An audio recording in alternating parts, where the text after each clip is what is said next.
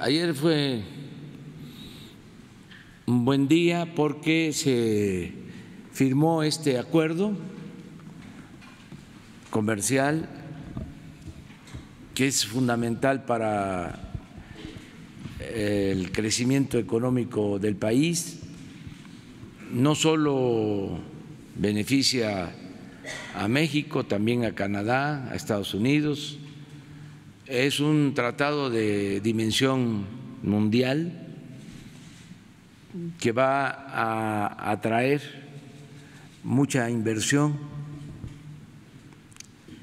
de todas partes del mundo, porque se trata de un mercado muy fuerte, es una región muy importante en lo comercial y nosotros vamos a tener ventajas como país para que puedan establecerse empresas, que llegue la inversión extranjera a México y al mismo tiempo se logra que haya condiciones laborales en beneficio de los obreros. Al momento que hay más inversión, que se instalen más empresas buscando el mercado estadounidense, pues van a mejorar los salarios,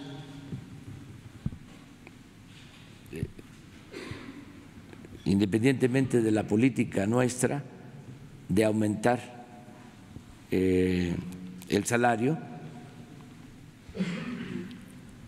Se va a demandar más mano de obra y en muchos casos mano de obra calificada, especializada, mejor pagada. Al mismo tiempo, no se va a permitir que haya sindicatos blancos, es decir, que supuestos líderes sindicales negocien con las empresas a espalda de los trabajadores, porque el compromiso, de acuerdo a la ley laboral nuestra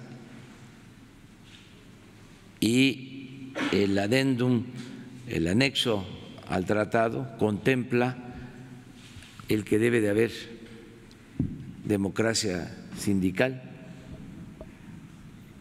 el que tienen que ser tomados en cuenta los trabajadores, que no pueden firmar los dirigentes sindicales contratos a espaldas de los trabajadores, sin que los trabajadores conozcan las condiciones de salarios, las prestaciones, la cuestión laboral.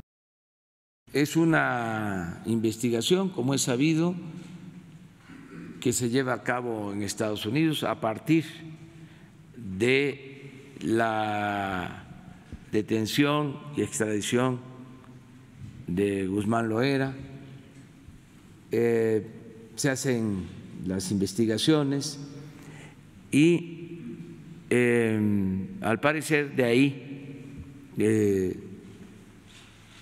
resulta la implicación de Genaro García Luna. Ayer la Fiscalía en México emitió también un comunicado hablando de abrir un expediente.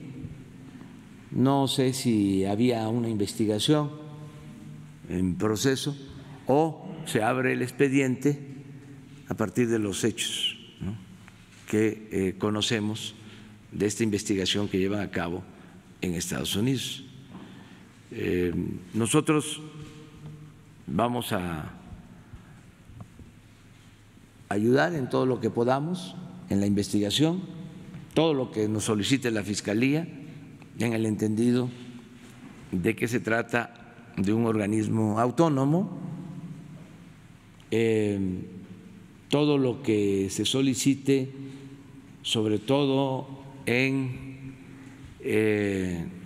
movimiento de dinero, en bienes, lo que tiene que ver con inteligencia financiera. Hoy estuvo en la mañana Santiago Nieto y él es el encargado, pues, de darle seguimiento a operaciones financieras, y se acordó que todo lo que se tenga se envíe a la Fiscalía, que es la instancia encargada de investigar sobre este asunto. Yo envié una iniciativa con este propósito para quitar el fuero y no hay acuerdo entre el Senado y la Cámara de Diputados. Entonces, hay que atender este asunto lo más pronto posible y llegar a un acuerdo para que se apruebe y cancelar los fueros de todos los servidores públicos. Entonces hay una discrepancia porque se habla en la iniciativa que enviamos nosotros de que al presidente se le juzgue por delitos graves, antes nada más o hasta ahora, porque sigue vigente, se le puede juzgar al presidente por traición a la patria. Entonces, la iniciativa que enviamos es que se juzgue por delitos graves, esto es corrupción, y se incluyen todos los delitos. En el Senado se agrega que se actúe igual para senadores y para diputados, se envía a la Cámara de Diputados y la Cámara de Diputados tiene la visión de que en el caso de diputados y de senadores, en vez de quitar los fueros, se les otorgan fueros o privilegios porque se acota delito grave y actualmente pueden ser juzgados por cualquier delito, pueden ser desaforados por cualquier delito. Entonces, esa es la discrepancia que hay. Entonces, una manera sencilla de resolver es que sea para todos los delitos, tanto al presidente como a senadores y a diputados. Gobierno de México.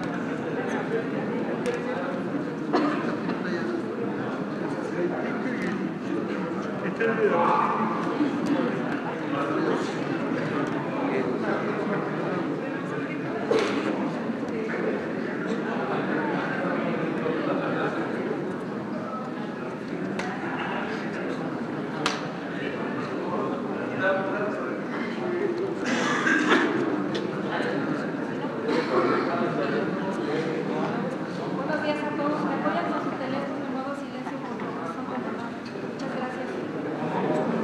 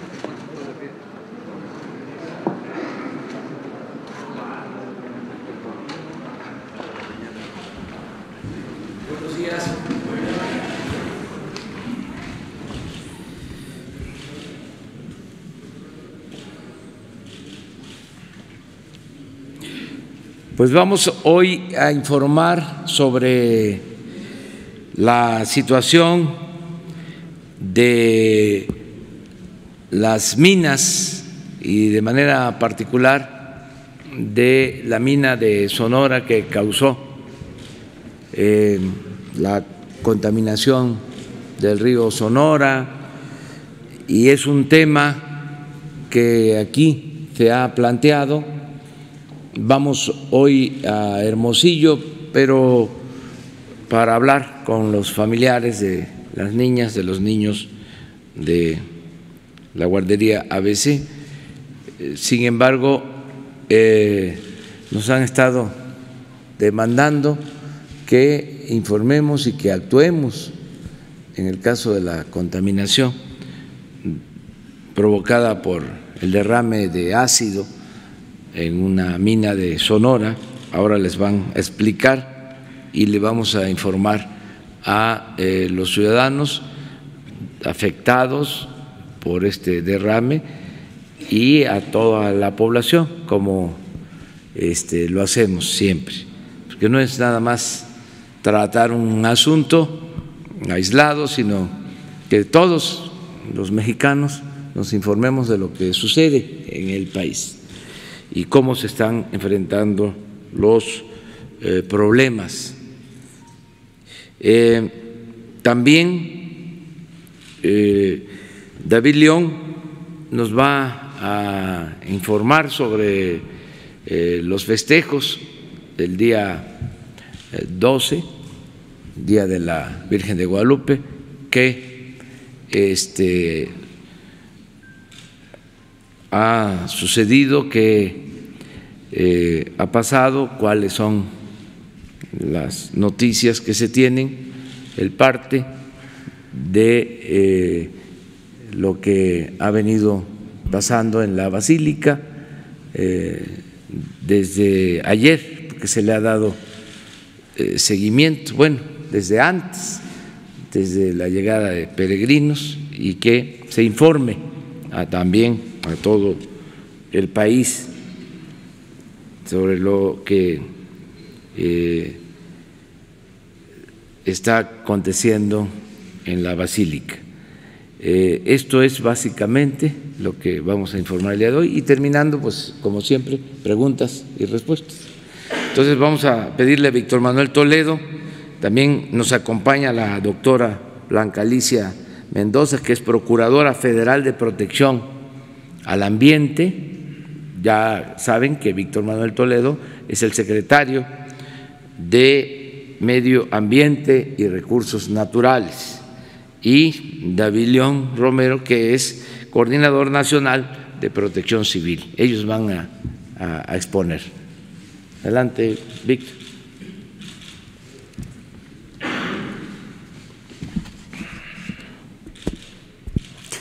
Muy buenos días, tengan todas y todos. Con su venia, señor presidente, les recuerdo que la Semarnat somos los encargados de la 4 transformación para defender la vida y garantizar el derecho humano de todos los mexicanos, especialmente de los más desfavorecidos, a un ambiente sano y digno. Desde que llegamos a Semarnat, hace 6 meses, hemos mantenido 2 principios que creo que es importante compartir con ustedes. Primero, tomamos decisiones a partir de información científica de alto nivel y también, por supuesto, de carácter tecnológico. Y segundo, estamos en diálogo permanente con los ciudadanos, o sea, atendemos todo el tiempo los reclamos, problemáticas ligadas con el tema ambiental de los ciudadanos. En este periodo hemos atendido y en algunos casos desactivado 42, 44 conflictos en el país, para ello hemos hecho 2 cosas: recibido en las instalaciones de Semarnat a los grupos que nos demandan diálogo, y segundo, hemos acudido a los lugares, a los territorios, a las regiones in situ a atender las problemáticas. Hemos estado con los gobernadores yaquis, con la comunidad de Temacapulín en Jalisco, con 14 comunidades de la Copuda en los valles centrales de Oaxaca que tenían un problema del agua que ya se resolvió, con el Comité Ciudadano de Defensa del Lago de Pátzcuaro, con los movimientos ambientalistas muy vigorosos de Jalapa, Veracruz, con los defensores contra una mina en Oaxaca, etcétera, etcétera. Todavía el día de ayer recibimos en Semarnat, señor presidente, esto es muy importante, a los ciudadanos afectados en 6 regiones del país por la contaminación industrial, donde se alcanzan niveles realmente extremos de contaminación de agua, suelo, tierra. Me refiero a la región de Tula en Hidalgo, la región del Salto y Juanacatlán en Jalisco, la cuenca en Guanajuato, la cuenca Independencia, con problemas de contaminación del agua, y el río Atoyac en Puebla y Tlaxcala, y finalmente en Coatzacoalcos. En estas 6 regiones que hemos ayer recibido a la sociedad organizada, en muchos casos con 20, 30 años sin ser atendidos, porque esto fue lo que nos dejaron los gobiernos anteriores, prácticamente estamos frente a situaciones en las que yo le he llamado infiernos ambientales. Los problemas de salud que se desencadenan aquí son terribles. Niños con plomo, problemas de cáncer, problemas renales, etcétera. Y, señor presidente, ahí yo creo que vamos a tener que, en un momento dado, en colaboración con la Secretaría de Salud, vamos a tener que generar ya proyectos muy enfocados al tema de las emergencias ambientales y sanitarias para, digamos, resolver esto que realmente es un problema. Todo esto simplemente para llegar al tema del río Sonora. Si el río Sonora, este es el contexto en el que hemos efectivamente también abordado el tema de la contaminación del río Sonora. Como ustedes saben, en el río Sonora ocurrió en agosto del 2014 el peor desastre ambiental en la historia de la minería en México, ¿no? 40 millones de litros de lixiviados de cobre provenientes de la mina Buenavista de Cobre, que impactaron a unos 25,000 habitantes de 7 municipios de Sonora: Arizpe, Banamichi, Huepac, San Felipe de Jesús, Aconchi, Babiaco, Araúres y otras localidades. Y para ello empezamos a atender esto en agosto. Estuvimos en Ciudad Obregón, recibimos un primer grupo de afectados por la mina, que continúan todavía, y después recibimos en Semarnat también a otro grupo muy amplio de afectados.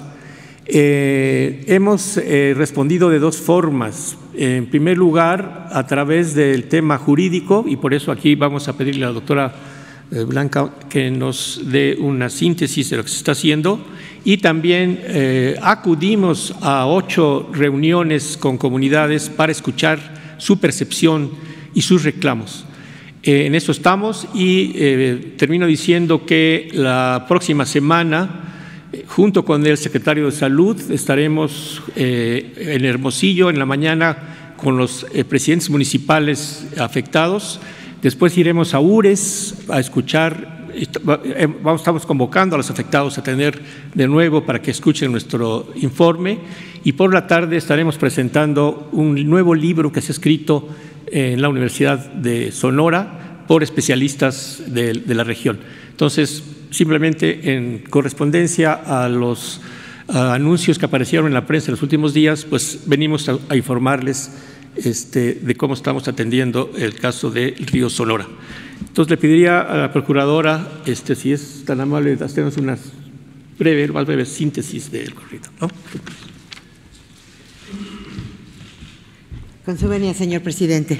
Buenos días. Respecto del tema de Buenavista del Cobre, informarles que hemos estado llevando a cabo procedimientos administrativos para revisar el cumplimiento por parte de la empresa de sus obligaciones en materia ambiental, tanto en lo que queda del tema relativo al derrame, porque esto se trabajó a través de un convenio, se constituyó un fideicomiso que se extinguió desde el año 2018 y se consideró por las autoridades ambientales de ese entonces, en 2017, que se había cumplido la remediación a la que en su momento se comprometió la empresa. Nos quedan algunas cuestiones en cuanto a monitoreos ambientales que debe llevar a cabo la propia empresa, presentar información a la autoridad ambiental y bueno, pues esto da lugar a que se verifique por parte de la Secretaría y a que en su caso la Procuraduría lleve a cabo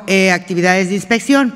Estamos inspeccionando la nueva presa de Jales, también las instalaciones de la propia minera y por otro lado instalaciones de una minera que estuvo funcionando hasta el año de 1998. Hemos practicado notificaciones en esta semana y continuaremos con el procedimiento hasta su conclusión. Es lo que me permite informarles. Muchas gracias. Gracias, señor. Gracias. Luego, en las preguntas, ustedes van a poder tener más información a detalle. La Procuraduría está actuando, hay antecedentes, como aquí se ha dicho, se creó un fideicomiso que manejó 2,000 millones de pesos para remediar los daños, para atender a los afectados.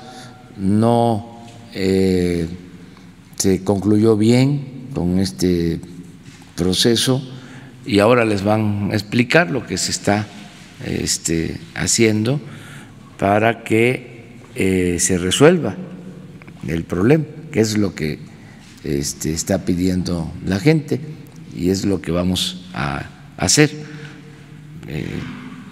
en este caso. Bueno, vamos a pedirle a David León que nos informe lo de la celebración de la villa. Muy buenos días a todos. Recordar a ustedes en esta fecha tan especial para todos los mexicanos que el Sistema Nacional de Protección Civil lo integramos el sector público, el sector privado, el sector social, en coordinación con todos los alcaldes de nuestro país y con todos los gobiernos estatales. Puedo informar a ustedes que con corte a las 7 de la mañana en este gran operativo Basílica 2019, que debo decirlo es encabezado, coordinado de manera muy eficiente por los servidores públicos del gobierno de la Ciudad de México, encabezados por la jefa de gobierno Claudia Sheinbaum, también la licenciada Rosa Isela, los compañeros de Protección Civil, el equipo de la arquitecta Miriam Ursúa, por supuesto con el apoyo de las alcaldías, principalmente la alcaldía Gustavo Amadero, que ustedes saben que el recinto, la basílica se encuentra en esa alcaldía, y por supuesto el apoyo de las instituciones del Gobierno de México.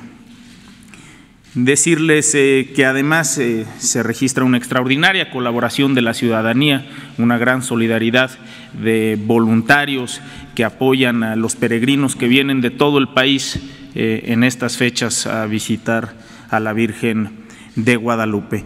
Con corte, les decía, a las 7 de la mañana tenemos una afluencia de 9.8 millones de personas al atrio y las calles aledañas de la Basílica de Guadalupe. En el sector salud tenemos más de 7.400 atenciones médicas, 16 traslados hospitalarios, 111 personas que resultaron extraviadas y que fueron localizadas con éxito. Se han producido más de 550 toneladas de residuos sólidos y se han repartido más de 96,000 litros de agua. Es importante mencionar que se registró el fallecimiento de una persona de 75 años. De manera preliminar puedo informar a ustedes que ha sido una muerte natural. Además, en los refugios se tienen albergadas más de 280,000 personas y se tiene un registro cercano a 5,000 casas de campaña. 4 personas puestas a disposición de la autoridad por algún delito, en este caso robo. En este gran operativo tan importante para todos nosotros, colaboran más de 5,000 servidores públicos y más de 500 vehículos atendiendo a los feligreses que visitan el día de hoy la Basílica de Guadalupe. Informar a ustedes también que de manera muy puntual el Gobierno de la Ciudad de México a las 12 del día dará un corte definitivo de las cifras de esta festividad. Muchas gracias. Con su permiso, presidente.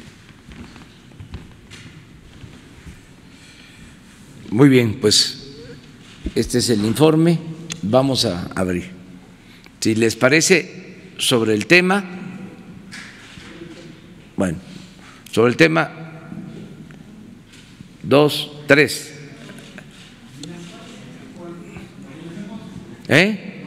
Los dos temas. Ambiental. Ah, bueno, pues entonces ya se abre, general. A ver, tú empiezas.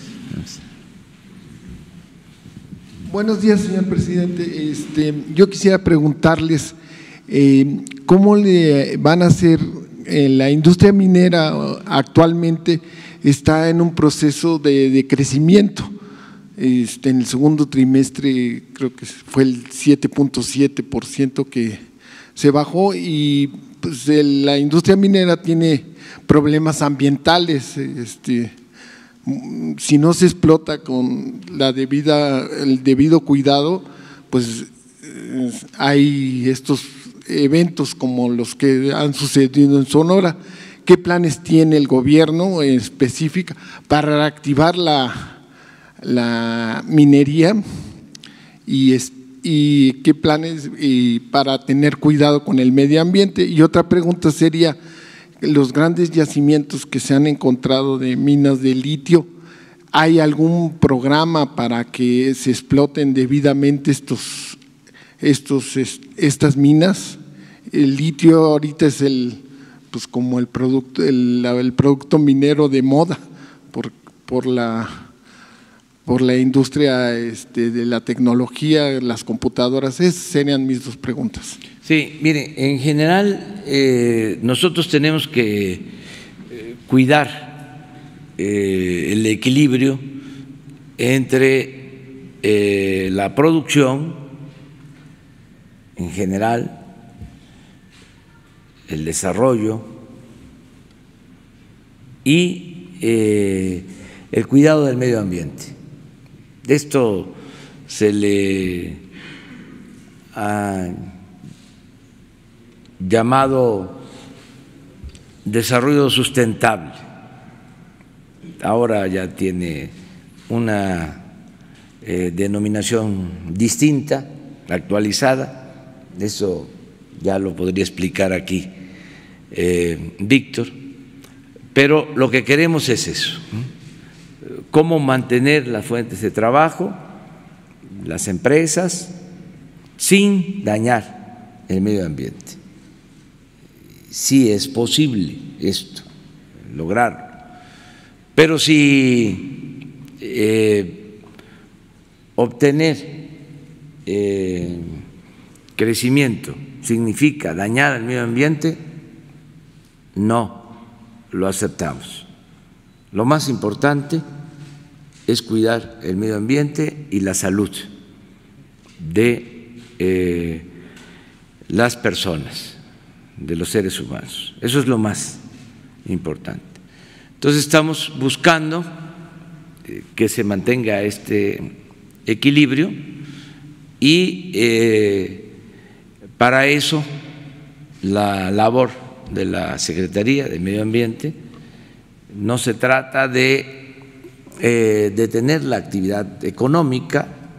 Necesitamos fuentes de trabajo, necesitamos crecimiento, pero al mismo tiempo garantizar que se proteja el medio ambiente y la salud de los mexicanos.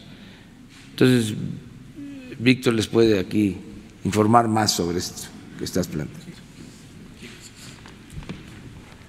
Sí, efectivamente, complementando lo que ha dicho el señor presidente. A ver, no se está en contra, digamos, de la minería. No, para la Semarnat no hay una minería buena y una minería mala.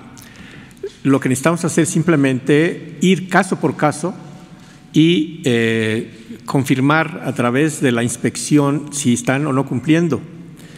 Efectivamente, por otro lado, el mayor número de conflictos ambientales en el país se deben a la minería, efectivamente, porque como ustedes saben, hubo una enorme concesión para la explotación minera en periodos de los últimos 2 gobiernos anteriores. Pero efectivamente lo que queremos hacer efectivamente es simplemente hacer lo que se hace en cualquier país, digamos, aplicar las leyes para evitar que efectivamente la industria esté dañando tanto la salud ambiental como la salud humana. Ese es todo el objetivo. Aprovecho para informarles que la semana pasada estuve en Concamín y allí, que fue un encuentro muy fructífero, estuvimos con el presidente justamente de la Cámara de Minería y me ha invitado, porque esto es muy importante para nosotros, me ha invitado a visitar lo que él considera un ejemplo de minería sustentable.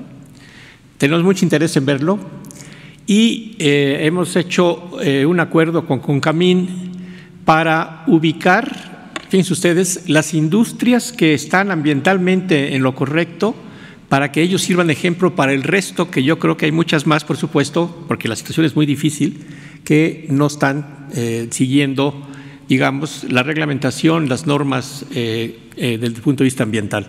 Por lo tanto, reitero, tenemos que examinar caso por caso y simplemente aplicar con todo cuidado y con toda honestidad las normas que tienen que ser aplicadas al caso de la minería, ¿no?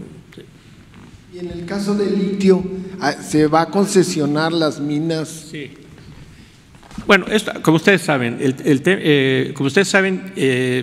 estamos en una transición energética en todo el mundo y efectivamente va a cambiar todo. Tanto en la Secretaría de Energía como en Semarnat estamos ya trabajando en el tema de la transición energética y en los próximos meses tendremos también ya algunos resultados. Efectivamente, el litio se va a convertir en el nuevo petróleo, porque es la base de, más que de las computadoras, es el tema de los acumuladores. Se nos vienen ya los autos eléctricos. Nuestro país debería de ser capaz de producir autos eléctricos en fábricas públicas. En fin, todo esto estamos justamente discutiendo, analizando con los mejores expertos del país que tenemos ya trabajando con nosotros. Entonces, el tema del litio se va a volver algo estratégico. Buena parte de la situación de Bolivia, como ustedes saben, se debe a que es el país más rico en litio, según se sabe, pero nuevamente nuestro país es un país también con grandes yacimientos de litio, especialmente de Sonora. Se acaba apenas, digamos, de revelar, pero algo más importante que les quiero compartir, señor presidente. Nuestro país, la riqueza de nuestro país, que la conocemos perfectamente, ahora se le va a sumar algo más. Somos también uno de los países más ricos en irradiación solar y vamos a ser un país, en teoría vamos a ser un país exportador de energía a Estados Unidos y el resto de América Latina, porque en América Latina las dos regiones más ricas para captar energía solar y convertirla en energía eléctrica, etcétera, están en el noreste de México, norte de México, los desiertos, y en el cruce de Chile con Bolivia y otros países como Australia, África, pero vamos a ser también, en teoría, una potencia en energía solar. Adelante. Gracias, presidente. Buenos días. Daniel Blancas, de Crónica. Aprovechando la presencia de funcionarios, haré algunas preguntas que tenía pendientes. Usted ha referido, y no hay que tenerle miedo a estas a veces discordias, ¿no?, que hay en los gabinetes. Ha referido, por ejemplo, la situación de Juárez, ¿no?, cómo era el gabinete de Juárez. Bueno, esta referencia la hago porque hoy publicamos un reproche de parte del secretario de Agricultura, Villalobos, en contra del trabajo que está haciendo la Secretaría del Medio Ambiente, el señor Toledo, respecto a la defensa de las especies en peligro de extinción. Lo que dice Villalobos es que se está descuidando la zona del Golfo de California, que es el hogar de la vaquita marina, y que esto implica pues un riesgo muy fuerte, muy grande de embargo de parte de Estados Unidos en perjuicio de esta zona y en perjuicio del país. Entonces, pues pedirle al señor Toledo que nos explique si efectivamente se está descuidando esta zona, si no hay la defensa apropiada para las especies en peligro de extinción y especialmente la vaquita marina. Y si me permite otra pregunta, por favor, presidente. Yo nada más introduzco diciendo de que se llevan muy bien, hay diferencias a lo mejor en algunos temas, no sé si en este en particular, pero es muy buena la relación. Sí existe la pluralidad y el respeto a la opinión de cada miembro del gabinete, y pueden haber discrepancias, pero siempre se llega a acuerdos. En este caso en particular, Víctor, los dos, pero en el caso de Víctor Manuel, pues es un defensor de toda la vida del medio ambiente. Siempre ha estado defendiendo el medio ambiente, hay constancia de ello, por eso lo invitamos a participar, porque esa secretaría a veces se concesionaba o se le otorgaba a partidos después de las alianzas que se hacían, y se designaba a gente sin experiencia, no profesionales y no comprometidos con la defensa del medio ambiente. En este caso es distinto. Víctor es un experto en medio ambiente y además un hombre comprometido con la defensa del medio ambiente. Entonces, no sé si puedes decir algo sobre la vaquita. Marín. Sí, muchas gracias, presidente, por sus palabras, agradezco muchísimo. A ver, miren, una cosa que hemos aprendido aquí ya como funcionario público, los problemas de un país y del mundo y de las regiones son problemas muy complejos siempre. Una cosa que yo creo que ya va a ser un aporte de la Cuarta Transformación, yo creo, es que por vez primera estamos articulando acciones en conjunto con las diferentes secretarías. Casi cualquier tema que nombremos tiene que ser abordado no por una Semarnat o por la Secretaría de Bienestar o por la Secretaría de la Salud, tiene que ser de manera integral, y eso nos obliga a los funcionarios a articularnos, a ponernos de acuerdo, a trabajar juntos. El caso del Alto Golfo de California es una situación muy compleja. Aquí tiene por lo menos, fíjense ustedes, tiene por lo menos 5 o 6 componentes. Está efectivamente el componente ambiental, que es el tema de la conservación, en este caso de 2 especies. Está el problema de la pesca, está el problema de la vigilancia de la reserva y de la pesca no prohibida. Está el problema del bienestar de las comunidades pesqueras, incluyendo comunidades indígenas que hay allí también. Y, ¿qué más? Pues por lo menos esos, digamos, ¿no? Entonces, el problema del Alto Golfo de California no nos corresponde nada más a Semarnat. Nosotros somos nosotros abordamos junto con la Comisión Nacional de Áreas Naturales Protegidas el tema, pero lo que hemos acordado ya es que la Secretaría de Gobernación se va a encargar de coordinarnos.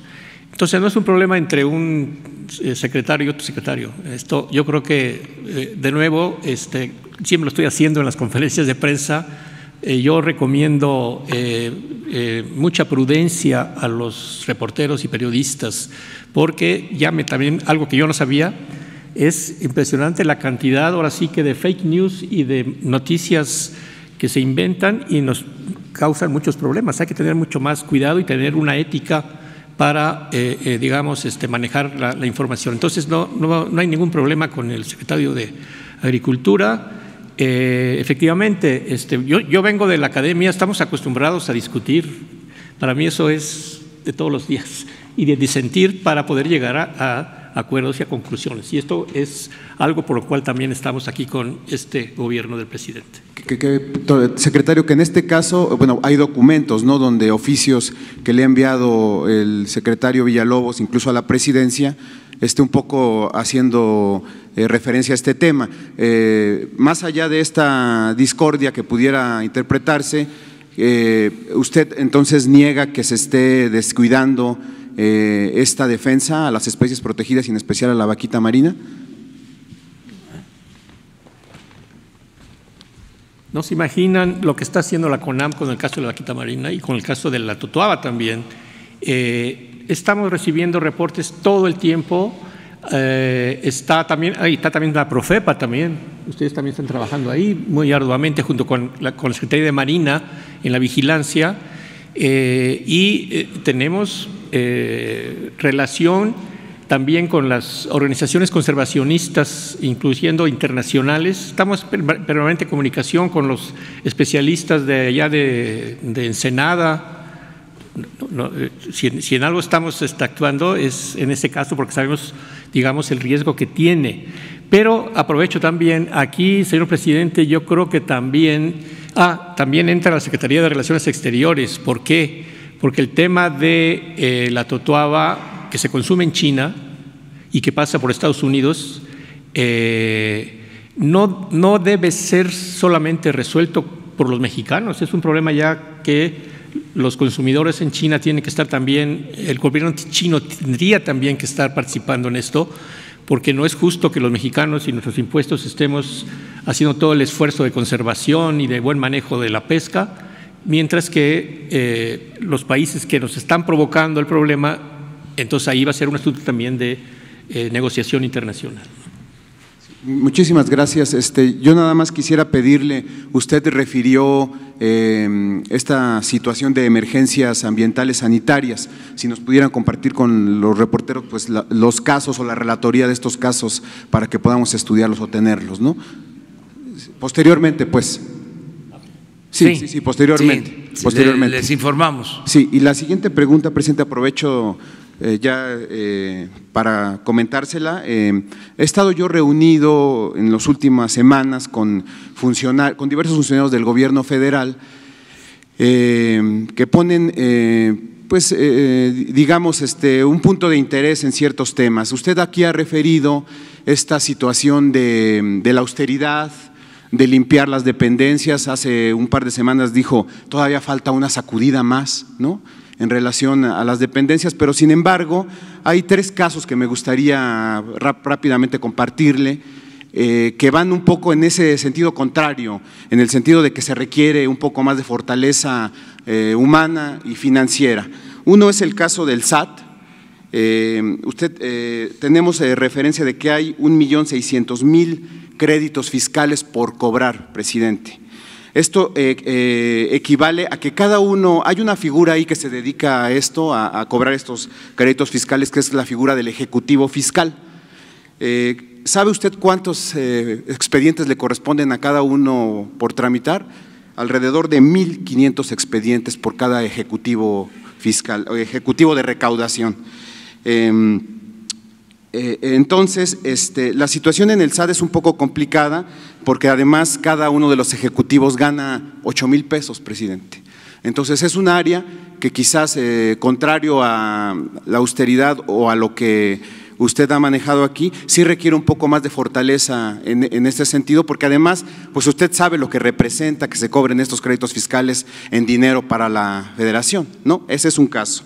El otro, nos los compartió Ricardo Agüet, están vacías 1,200 plazas, 1,200 plazas de trabajadores de la aduana que están descuidando la situación de esta dependencia y que también representan perjuicio financiero y fiscal para la Federación. Y el tercer caso, aprovechando que está aquí David, con el que estuvimos reunidos también recientemente, pues que David, ahora sí que su equipo y él se han multiplicado, digamos, para resarcir algunos vacíos legales y faltantes en esta tela de corrupción respecto a las declaratorias de emergencia y desastre. Usted sabe, y lo hemos referido aquí, pues la ola de corrupción en la que estaban metidas estas figuras. Se trata nada menos y nada más que de 200,000 millones de pesos, lo que los gobiernos de Calderón y Peña Nieto manejaron para las declaratorias y que no hay clara evidencia de que fueran manejados de una manera correcta.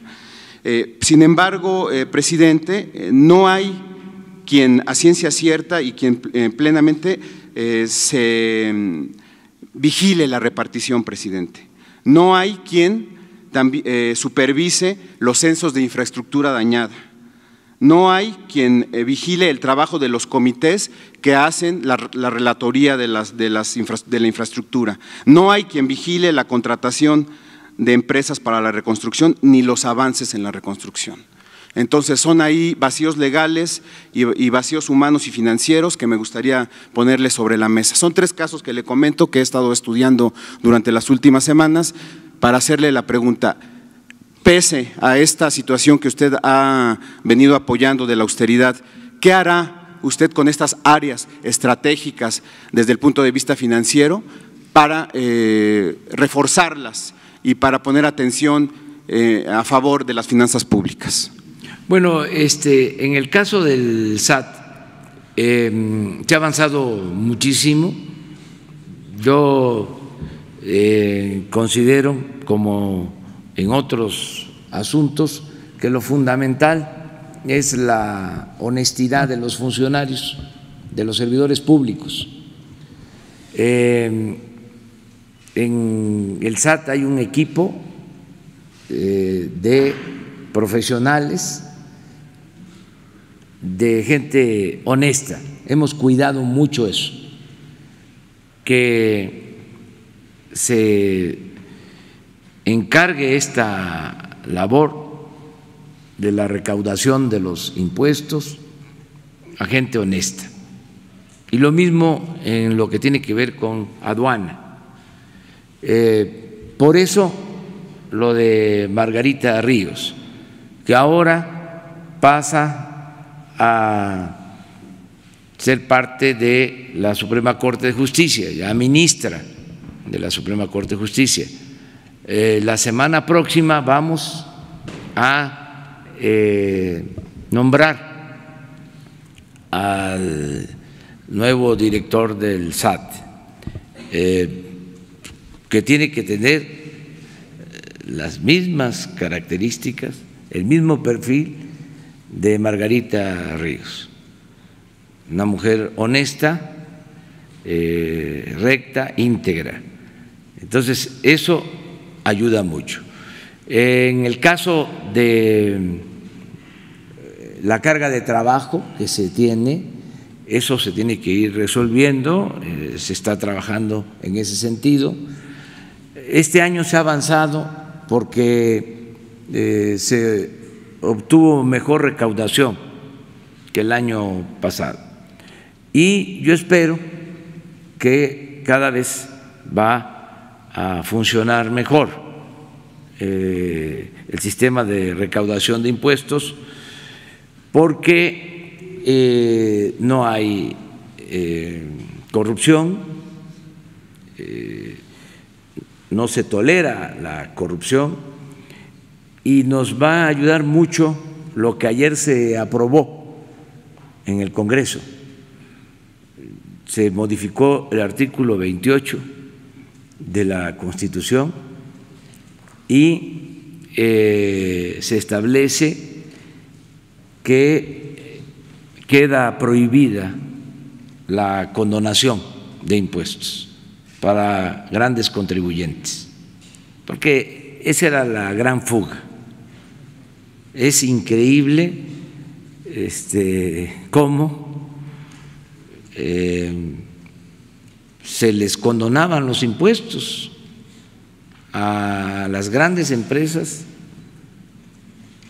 a los bancos. Estamos hablando de miles de millones de pesos. Entonces, al quedar establecido en la Constitución que se prohíbe la condonación de impuestos, incluso enviamos nosotros la iniciativa así, de esa forma, y hubo un cambio en el Senado, se envía a la Cámara de Diputados. El cambio consistía en que podían darse casos de excepción, en donde se podía llevar a cabo la condonación de impuestos. Nosotros manifestamos nuestra inconformidad y nos fuimos escuchados en la Cámara de Diputados para que le quitaran eso, porque si no, por ahí se iban. Un poco como sucedía en los casos de las emergencias. ¿Cómo se llama? Declaratorias de emergencia y de desastre. Muchas veces no había emergencia, ni mucho menos desastre, pero sí había corrupción. Se utilizaba esta figura para sacar dinero, 200,000 millones, presidente. Mucho dinero con ese propósito. Entonces, regresando a lo del SAT y aduanas, vamos a ir resolviendo, limpiando, vamos a seguir avanzando en este propósito y que se tengan los servidores públicos indispensables. Cuando hay honestidad, tampoco se requiere de muchos fiscales, porque se había llegado al extremo de que por cada servidor público un supervisor, y era nada más simulación, y había corrupción en el servidor público y corrupción desde luego para el supervisor. Pero en este caso, presidente, imagínese una persona que gana 8,000 pesos y que tiene sobre la mesa 1,500 expedientes. Vamos a revisar eso, vamos a tomar en cuenta lo que tú estás planteando, pero hay otros mecanismos, por ejemplo, simplificar los procedimientos,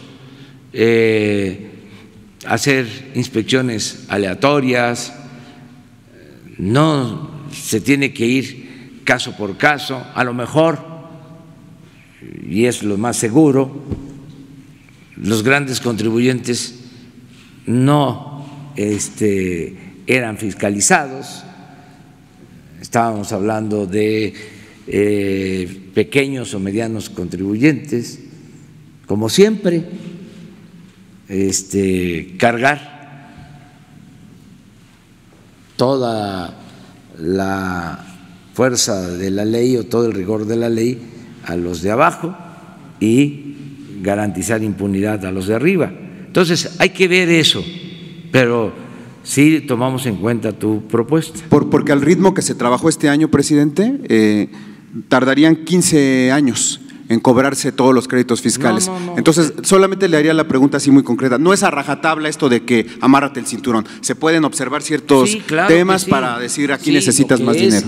Indispensable, porque habían excesos, además de un aparato burocrático, oneroso, costosísimo, para los ciudadanos. Además de eso, prevalecía la corrupción. Entonces, se puede tener una administración austera, honesta, eficiente, que no nos cueste tanto cobrar los impuestos, que no nos cueste tanto la administración del gobierno, reducir el costo del gobierno a la sociedad. Eso es el propósito, porque si no el presupuesto se queda en el gobierno y no le llega a la gente. Y se puede ser eficiente y reducir los costos. Disculpan que insista, pero ¿cómo se explica que el año pasado la presidencia ejerció 3.600 millones de pesos y ahora vamos a terminar el año con un ejercicio de 800 millones, 75% menos? ¿Y qué? ¿Está más mal la presidencia ahora que la anterior? Cuando menos estamos iguales, para no presumir, pero en costos de 3.600 por los servicios de la presidencia a 800, y no ha faltado nada. Yo he recorrido el país en este año, no me ha faltado para pagar los boletos de avión, para los gastos de combustible a las gasolinas, para los hoteles, para lo que se necesita, para los que me acompañan, y hemos supervisado obras, hemos hablado con la gente, hemos resuelto problemas, hemos iniciado proyectos, supervisado proyectos de construcción. O sea, se puede con un menor costo, que es lo que estamos procurando. Desde luego, hay gastos que son indispensables, necesarios, los maestros, los médicos, las enfermeras, las medicinas,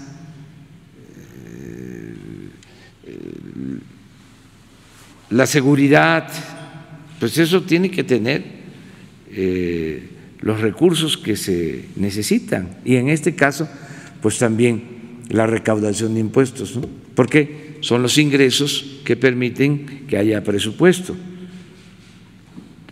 Acerca de las declaraciones de emergencia, sí era excesivo lo que se gastaba. A mí me gustaría que David les informara, no sé si tenemos aquí la gráfica que se presentó hace unos días, porque esto es muy interesante, y que también David nos informe cómo estamos terminando el año en cuanto a precipitación, es decir, en lluvias, sequía, problemas que hemos enfrentado, desgracias, tragedias, afectaciones, desastres naturales, algo que puedas, porque estamos por terminar el año y la protección civil es importantísima. Pero empecemos por cuánto se gastaba anteriormente.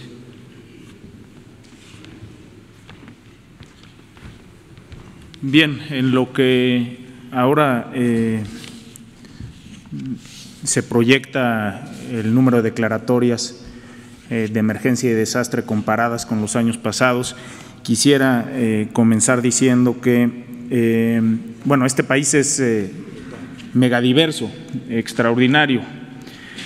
Bueno, en el detalle que ustedes pueden ver aquí, en color guinda las declaratorias de emergencia, en color arena las declaratorias de desastre. Este es un corte muy cercano a esta fecha, debe tener un par de semanas de antigüedad. Con mucho gusto yo les haré llegar la información del corte que tenemos al día de hoy.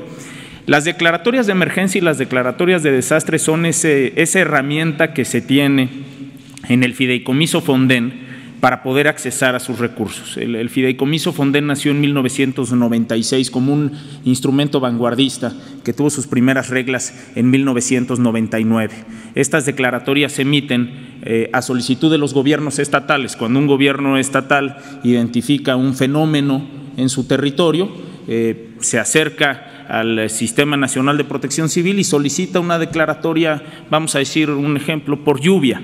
Esa declaratoria llega a esa solicitud de declaratoria llega a nuestros escritorios y nosotros tenemos, que así lo mandata la ley, pero es un protocolo que tenemos que esto siempre solicitamos que un tercero lo dictamine. En el caso de la lluvia, con agua. Tiene el Coordinador Nacional de Protección Civil la atribución de poder declarar en emergencia sin esa dictaminación. Eso no lo hacemos. El protocolo que tenemos es que siempre existe un tercero que lo dictamine. Es bueno que el coordinador tenga una atribución de declarar un espacio en anticipado que podría estar en emergencia, sí, porque si tuviéramos un ciclón tropical en la península de Baja California, que en algún momento sabemos que va a llegar al territorio y que no vamos a tener comunicación o no vamos a poder aterrizar ahí con algunos aviones con insumos, bueno, es bueno que con anticipación podamos declarar una emergencia y con ello poder atender a la población. Pero repito, lo que marca nuestro protocolo es siempre que exista un tercero que valide eso. En el momento que Conagua dictamina que la lluvia existió, en ese momento nosotros firmamos una declaratoria de emergencia y o desastre para atenderla a la población. La declaratoria de emergencia otorga insumos de primera necesidad a la población, despensas, colchas, cobijas. Y la declaratoria de desastre arranca una serie de censos de la infraestructura que se dañó justamente para reconstruir esa infraestructura dañada por el fenómeno que se tenga. Esto es el monto de las declaratorias de emergencia y de desastre de los años anteriores. Como ustedes pueden ver, en el 2018 se ejercieron para este concepto cerca de 14,000 millones. Y en el 2017 cerca de 42,000 y en el 2016 9,000 y así hacia atrás. La cifra que nosotros tenemos al día de hoy de manera preliminar, ya después de haber hecho esos censos y ya siendo validados por la Secretaría de Hacienda, debe estar cercana a los 1,500 millones de pesos. Recordar que Fonden para el ejercicio 2019 se le etiquetaron 3,644 millones de pesos. Es decir, recordar que es un fideicomiso, es decir, no el remanente que exista se queda en la bolsa del fideicomiso para atender las reconstrucciones de años anteriores. Decir también que Daniel mencionaba acerca de estos espacios que nosotros hemos identificado donde podemos trabajar mejor, es decir, mucha disciplina en las declaratorias. Se declara en emergencia aquello que realmente tiene la magnitud para ser una emergencia y se declara en desastre solamente aquello que tiene la magnitud para ser un desastre. Estamos, como lo han comentado, haciendo un esfuerzo muy importante por observar que la ayuda que llega al territorio realmente los damnificados la reciban. Existe un reporte de la Auditoría Superior de la Federación de años anteriores que ustedes fácilmente pueden consultar, donde bueno, pues se dictamina que los apoyos no los recibe la gente afectada. Por eso nosotros hemos hecho un esfuerzo por verificar que la ayuda realmente llegue a los damnificados. En segundo lugar, somos muy rigurosos y seguimos muy de cerca los censos de daños que existen en el territorio. Personalmente hacemos esos recorridos con los gobiernos estatales, los gobiernos municipales, para que nada que se haya dañado quede fuera, pero que no existan obras que no hayan sido impactadas por ese fenómeno que entren en ese censo. Y por supuesto con la integración de todo el Gobierno de México, de todas las instituciones que tienen que ver con esta infraestructura que se daña, un esfuerzo muy importante de los titulares para que esos censos y la contratación de esas obras se haga con observancia de la ley, con disciplina, con rigor, con austeridad, y hemos logrado extraordinarios resultados. Derivado de ello, que hoy tengamos 1.500 millones de pesos autorizados por Hacienda de este tipo de procesos y no una cifra excedida o excesiva. En cuanto a lo que el presidente refería, yo quisiera comentar que nunca antes un presidente de México había solicitado de manera personal un reporte de protección civil al Sistema Nacional de Protección Civil, como el reporte que el presidente solicita todos los días a las 6 de la mañana y él personalmente dirige y monitorea los efectos que tienen los fenómenos en nuestro país. Muchos de esos fenómenos pueden predecirse, pueden pronosticarse, muchos otros no. Sin embargo, esta es una gran diferencia que tiene el sistema hoy. Por supuesto, honestidad, la observancia de la ley, el rigor, la disciplina, y que para este gobierno la protección civil es un tema de absoluta relevancia y que se revisa todas las mañanas en el Gabinete de Seguridad.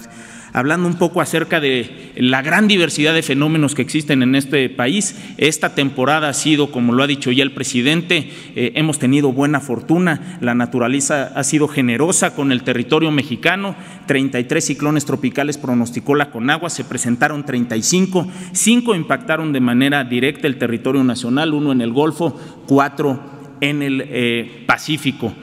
Afortunadamente logramos atender todos ellos con prontitud, con eficiencia. Decir también que hemos tenido en lo que va del año, del 1 de enero al día de hoy, cerca de 25,000 sismos. 25,000 sismos con epicentro en el territorio mexicano, el 50% de ellos con epicentro en el estado de Oaxaca. Afortunadamente, todos ellos, el de mayor magnitud debe ser un 6.5 de magnitud con epicentro en el estado de Oaxaca. 7,300, 7,400 incendios forestales hemos tenido en nuestro país. Afortunadamente, estas grandes instituciones que integran el Sistema Nacional de Protección Civil, por supuesto, la Secretaría de la Defensa Nacional, la Secretaría de Marina, la Guardia Nacional, la CONAFOR, las unidades estatales, las unidades municipales, han hecho una gran labor por prevenir con mucha anticipación los fenómenos que se presentan en nuestro país. Hoy el Gabinete de Seguridad conoce con días de anticipación que una tormenta tropical puede acercarse a nuestro territorio desde antes que se haya formado, es decir, cuando es apenas una baja presión. Eso nos permite tener una mucha mayor coordinación. Y terminaría, presidente, con los datos que usted me ha solicitado acerca de la precipitación pluvial en nuestro país. El sistema Cutzamala, este sistema que brinda agua a la Ciudad de México, gracias a la extraordinaria administración que se ha hecho del agua por parte del Gobierno de la Ciudad de México, por supuesto por parte de la Conagua y de la ciudadanía, tiene hoy cerca de un 6% más de almacenamiento que en un año promedio, cerca de 6% más de almacenamiento que en un año promedio. Ha sido un año que ha llovido menos, cerca de 4% de déficit tenemos en la lluvia al día martes, en el corte del día martes, que tenemos un déficit del 4%, y las 210 presas que monitorea y que administra la Conagua deben estar a un 99.3 de su almacenamiento comparado con un año promedio al corte del día de hoy. Decir también que hemos logrado una integración de las unidades municipales y de las unidades estatales para trabajar todos juntos en un equipo que pueda, por supuesto, prevenir y que pueda ser eficiente en la atención de las emergencias o los eventuales desastres que se presentan en nuestro país. Gracias, presidente. Nada más complementar en esto lo que decía Víctor, que estamos trabajando de manera coordinada, todas las dependencias. Acabamos de hacer una evaluación de las acciones que se llevan a cabo, ya algunas terminadas, en Nayarit, precisamente por una tormenta que afectó Nayarit. Estamos ya reconstruyendo todos los pueblos, estamos trabajando en Tuxpan, Tecuala, Guajicori, en fin, también en Sinaloa, y acabamos de llevar a cabo una evaluación que informan todas las áreas con agua qué hace en cuanto a la construcción de bordos, canales, comunicaciones y transportes, la construcción, reparación de carreteras, desarrollo urbano, en el caso de Nayarit se están construyendo viviendas, se rehabilitó la infraestructura urbana, se mejoraron calles, se construyeron nuevas escuelas, bueno, se entregaron enseres domésticos a afectados, en fin, todo un informe sobre esto, y si se ve los gastos, pues no son muchos, porque se cuida el presupuesto. Antes se utilizaban estas declaratorias para hacer negocio, compraban miles de colchonetas, cáteres, cobertores, muchos no se entregaban, no se distribuían, se usaban hasta para las campañas,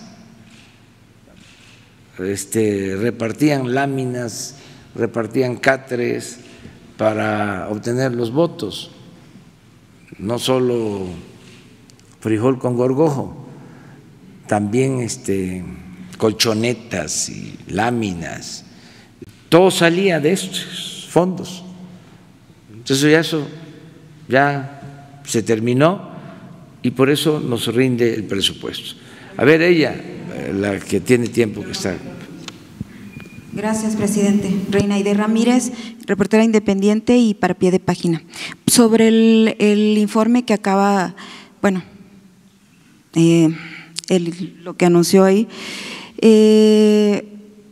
acciones concretas, si nos puede decir por favor el titular de Semarnat, acciones concretas, ya ha pasado un año de que usted está en el gobierno y de que él está trabajando, se supone que ya debería de tener un trato con la empresa, y la empresa ya debió haber dicho qué está haciendo para remediar realmente el daño.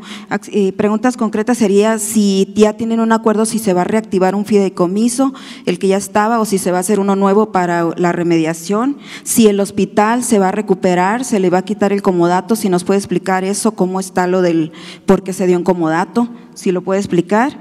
La gente de Bacanuchi, usted prometió que iba a estar en contacto, si nos puede informar sobre eso. También sobre la presa de Jales, qué es lo que encontraron, la procuradora, qué es realmente lo que encontraron, si de verdad no representa un riesgo para toda la población del río Sonora y la Sierra de Sonora.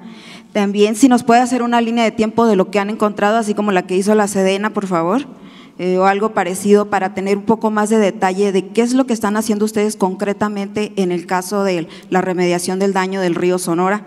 Y también usted habla, presidente, de que justamente en Semarnat se metía gente que no estaba comprometida con el medio ambiente o con el gobierno. Entonces aquí, ¿cómo va la limpia en Semarnat, sobre todo en los estados? ¿Qué están haciendo con el personal que no estaba comprometido? Si hay nuevo personal y cómo está trabajando, si ya tiene gente en la de gira, si hay… El otro punto, habla usted de lo del litio, que en Sonora ya se descubrió un gran yacimiento, más que avisarnos que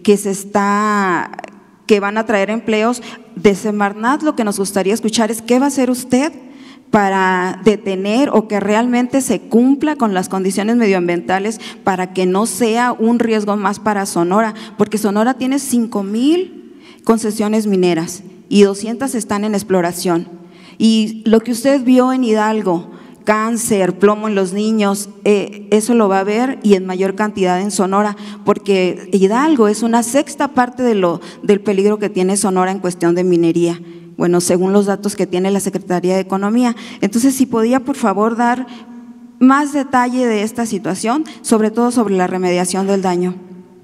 Bueno, le vamos a pedir aquí a la procuradora que nos explique, nada más en lo que tiene que ver con lo del terreno del hospital, ya dimos instrucciones de que ese terreno no se ocupe para instalaciones de la Guardia Nacional, sino que se utilice para lo que fue contemplado, es decir, para la construcción del hospital. Eso de manera muy, como dices tú, concreta, o sea, como respuesta, hospital público. Sí se va a hacer el hospital, o sea, se va a obligar a la empresa que lo haga. Sí, y no va a ser utilizado para la construcción de instalaciones de la Guardia Nacional. Eso lo va a explicar ahora la procuradora, porque tenemos que ver sobre el destino de los 2,000 millones de pesos del fideicomiso y ver si en el caso de que se haya ejercido bien y completo ese dinero, si fue suficiente y no se demanda de un presupuesto adicional. Pero eso me gustaría que lo planteara la procuradora.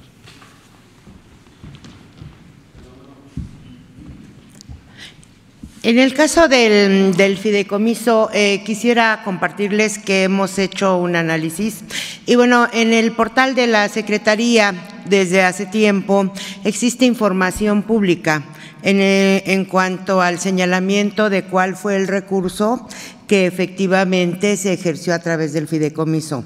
Cuando se celebró el convenio correspondiente entre la Secretaría y la empresa Buenavista del Cobre, esta se comprometió a afectar en fideicomiso 2,000 millones de pesos. Se inició únicamente con 500 millones de pesos. Al final, cuando el fideicomiso se extinguió, esto en el año 2018, se habían ejercido a través del propio fideicomiso alrededor de 1,200 millones de pesos. Es decir, faltó que se aportaran 800 millones de pesos de los comprometidos. Se ha señalado, y así se advierte de esta información de carácter público, que se hicieron erogaciones por parte de la empresa por fuera del fideicomiso. Sin embargo, el compromiso y la obligación asumida por ella fue aportar los 2,000 millones de pesos. Este compromiso se basa en un reconocimiento de la propia empresa en cuanto a que efectivamente dañó el ambiente con motivo del derrame que ocurrió a partir de sus instalaciones. Y esto es importante porque, insisto, es un reconocimiento y además es un reconocimiento que se hace ante la autoridad y, por otra parte, dentro del convenio, aunque así se denomine, estamos analizando cuáles fueron las condiciones, circunstancias, especialmente las cláusulas, porque desde nuestro punto de vista, y aún cuando ya se haya señalado que ha concluido, lo que se llevó a cabo a través del mismo fue también un conjunto de autorizaciones por parte de la propia autoridad. Es decir, no es un acuerdo de voluntades entre particulares o para resolver alguna cuestión mínima. Se trata de actos de autoridad y se trata de reconocimientos de un responsable de daño ambiental que ofreció hacer los pagos a que se comprometió y que le correspondían a través del fideicomiso que, les reitero, pues bueno, se cerró en el año 2018. Sin embargo, y esto también es información pública que les puedo compartir y creo que ustedes deben la conocer muy bien, la Suprema Corte de Justicia de la Nación está analizando actualmente este tema. Y lo está analizando porque, como salió hace algunos meses, decidió respecto del mismo ejercer la facultad de atracción. ¿Para qué? Para determinar si por virtud del fideicomiso se llevaron a cabo actos de autoridad o si, como se ha venido sosteniendo también a lo largo del tiempo, este es un fideicomiso privado. Nosotros hemos venido analizando el tema y no compartimos esta postura.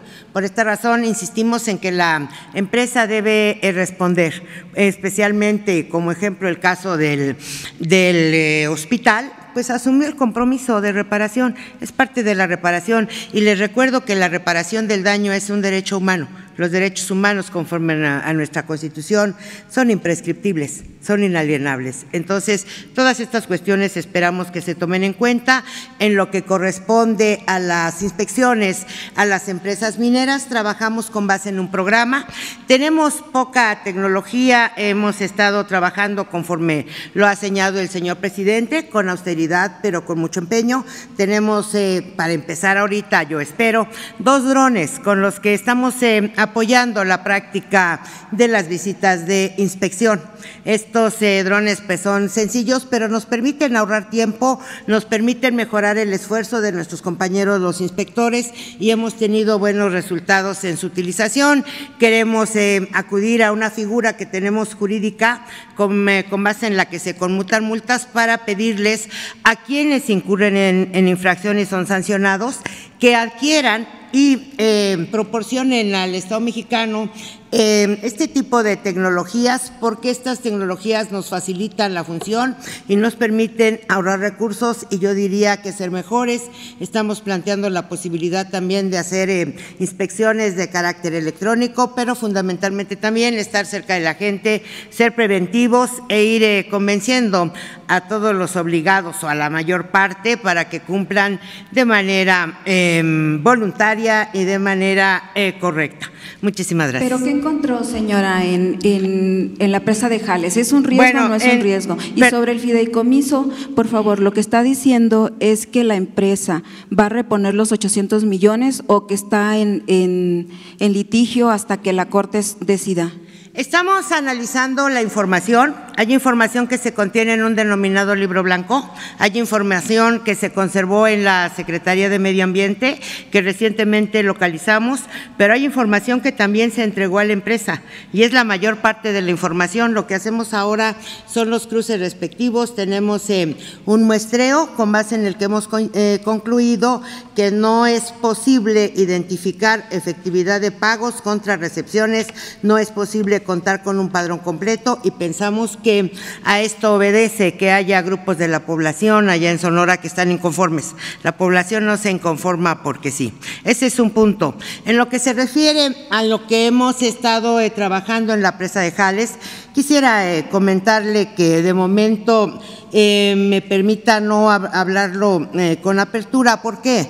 Porque cuando practicamos procedimientos de inspección en el ejercicio de la función que nos corresponde de procuración de justicia ambiental, debemos guardar reserva. Y debemos guardar reserva porque también los visitados pues gozan de derechos fundamentales. Uno de ellos, y que conocemos muy bien, hemos aprendido a vivirlo, es el principio de presunción de inocencia.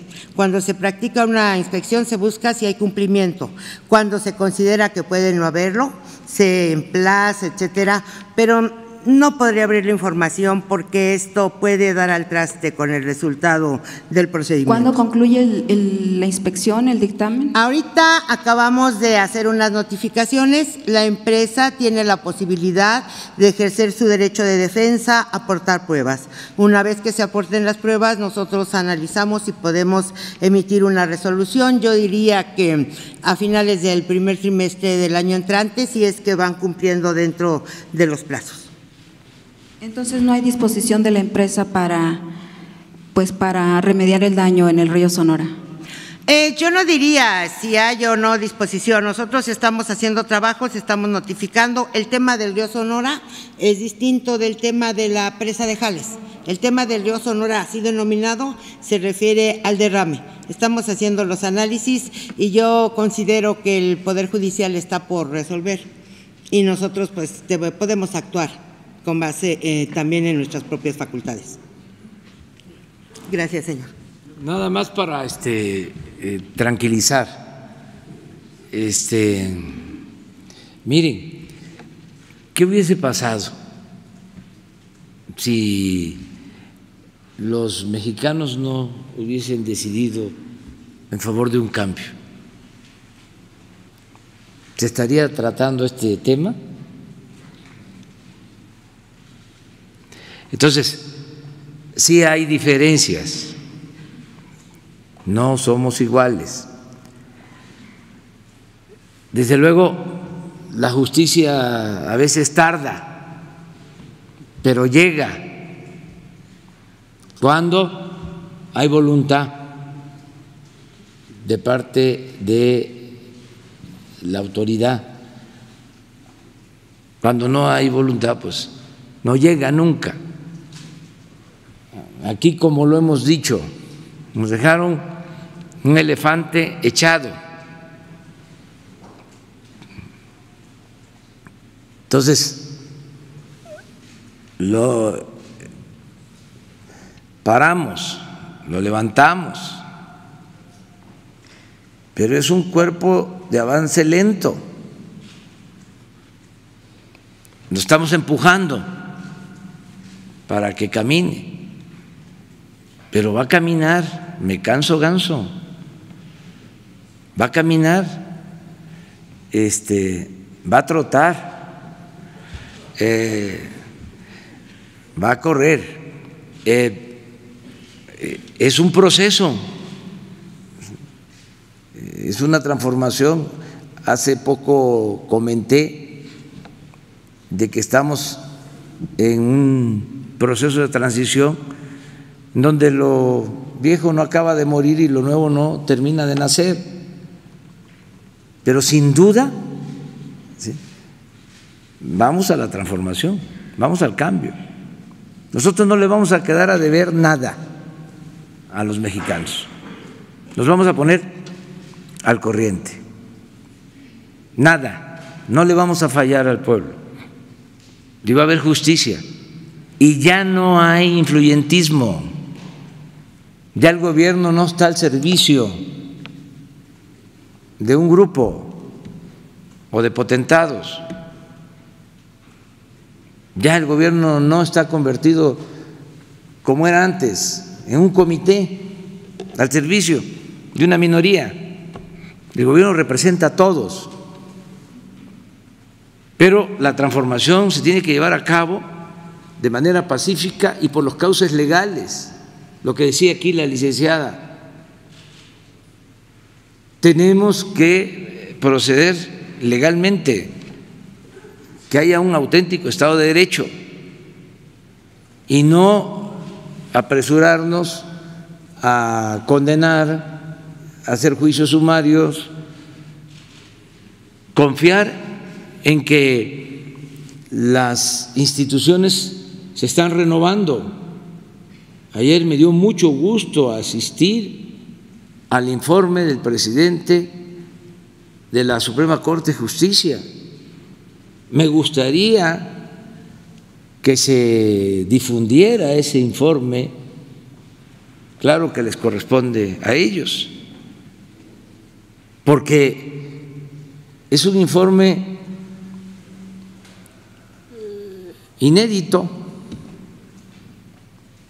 donde la mitad de su texto es reconocer que en el Poder Judicial hay nepotismo y corrupción y dar a conocer un plan para acabar con esas lacras de la política. ¿Eso cuándo se había visto?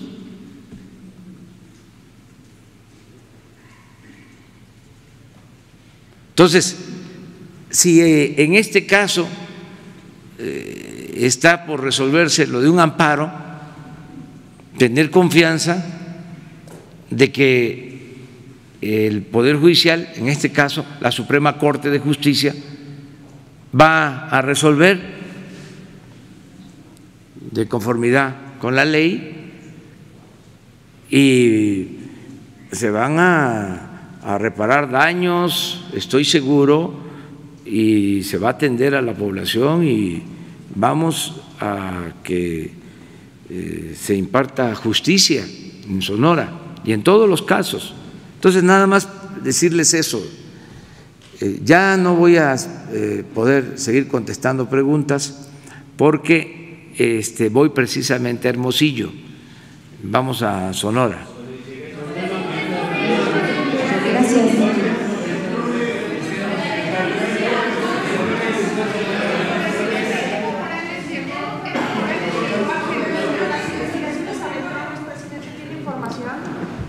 ¿Tiene información sobre las investigaciones contra María Fabio Beltrones? Sí, es la solicitud de un amparo que tiene él, desde luego, derecho a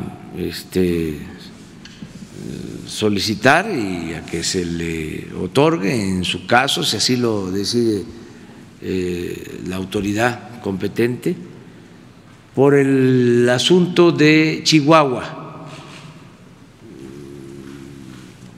Lo que viene de la investigación contra Duarte sobre ese tema, es lo que hoy me informaron de la Consejería Jurídica nuestra.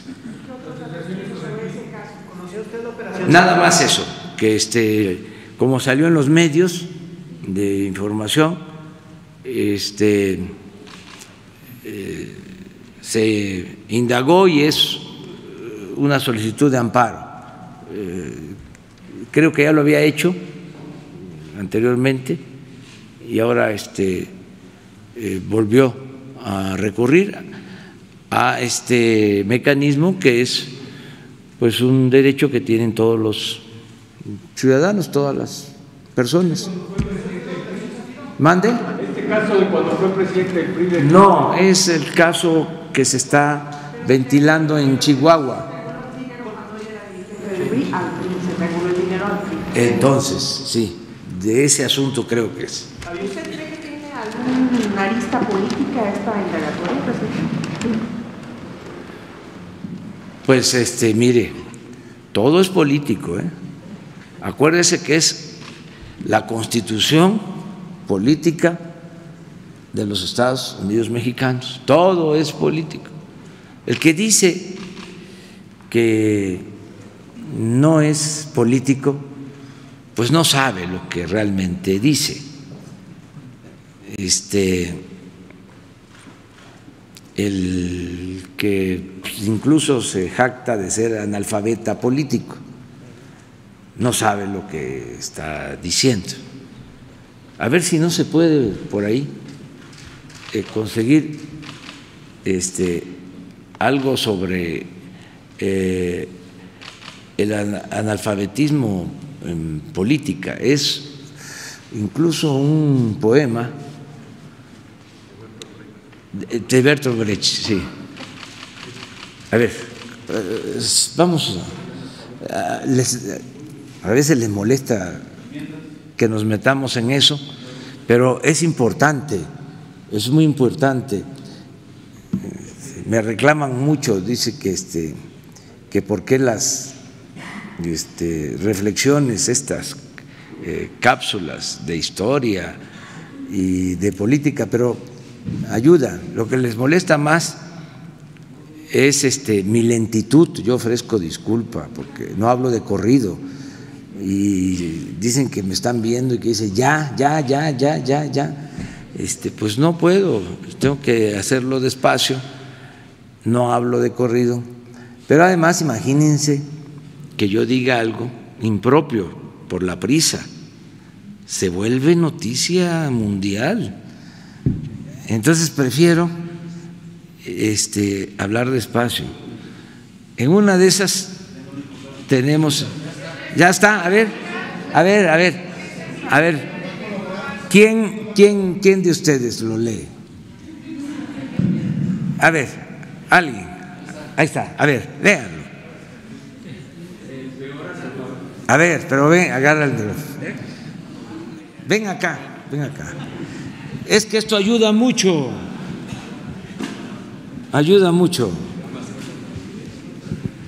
El peor analfabeto es… Ok. El analfabeto político. El peor analfabeto es el analfabeto político. No oye, no habla, ni participa en los acontecimientos políticos, no sabe que el costo de la vida, el precio del pan, del pescado, de la harina, del alquiler, de los zapatos o las medicinas dependen de las decisiones políticas. El analfabeto político es tan burro que se enorgullece e hincha el pecho diciendo que odia la política. No sabe el imbécil que de su ignorancia política nace la prostituta, el menor abandonado y el peor de todos los bandidos, que es el político trapacero, granuja, corrupto y servil de las empresas nacionales y multinacionales. ¿Le gustó? A veces se difunde. Bueno, nos vemos mañana. No, nos vemos el lunes. No. Huelga.